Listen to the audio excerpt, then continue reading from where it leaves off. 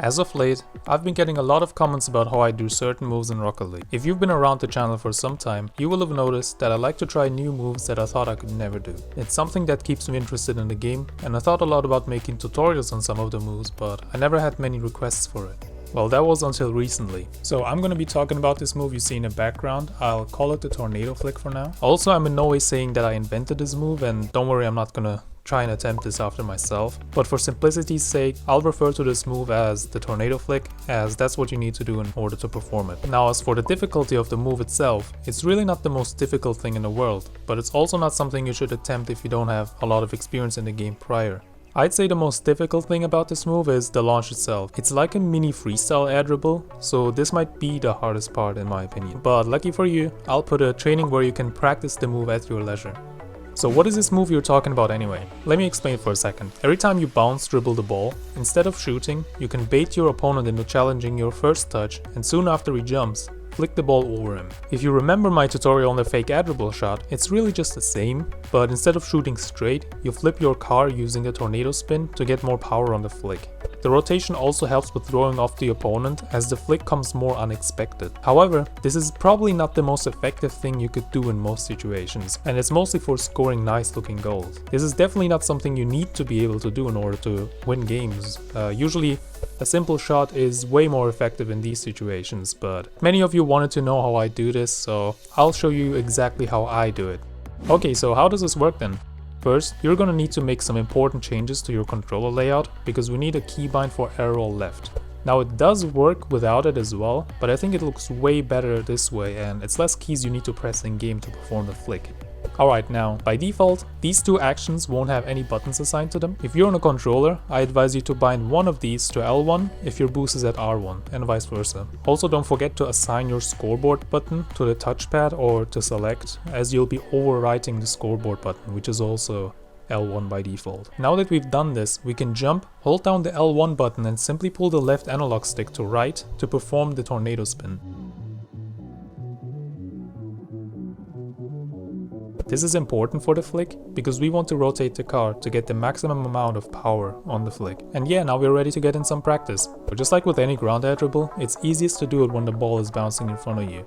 So what you do is jump under the ball as soon as it bounces off the ground while holding L1 and the analog stick to the right, aka performing the tornado spin. This will get you in position to flick the ball in the air. So make sure to release the button combination as soon as your car turned 180 degrees, because you get the most power when you're upside down. But also keep in mind that your second jump timer runs out eventually after like about 1.7 seconds. So you need to find a balance between rotating your car enough and not flicking it too late. Also really important is to try to sort of bump the ball up when you set yourself up and not stick to it, because sometimes it's easier to just flick the ball up with one hit and then making sure that the second hit is the flick.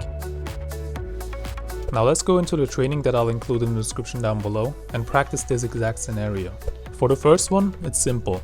The ball is stationary, and what you do is rotate your car however you want to 180 degrees and flick the ball as high up as you can into the goal. Now it's not really necessary to turn exactly 180 degrees, but keep in mind that you're also racing against the second jump timer. About 180 degrees is where I feel comfortable, and know I'll still have the time to double jump. But of course you can also rotate more than 180 degrees, but that way you risk your second jump timer eventually running out. Also, while doing the first shot, always imagine that you have a defender challenging you. So always try to lob the ball into the higher positions of the goal. Now the next two shots will require to combine what you've learned so far. You'll have one ball bouncing in front of you with no horizontal velocity, and one ball with horizontal velocity.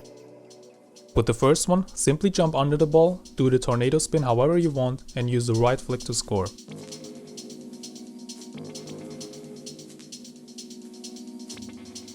Now the second one is going to be a little more tricky because we have some velocity attached to it. So make sure to match your speed with the ball first, and then carry it while you do the tornado spin and use the appropriate flick to finish it.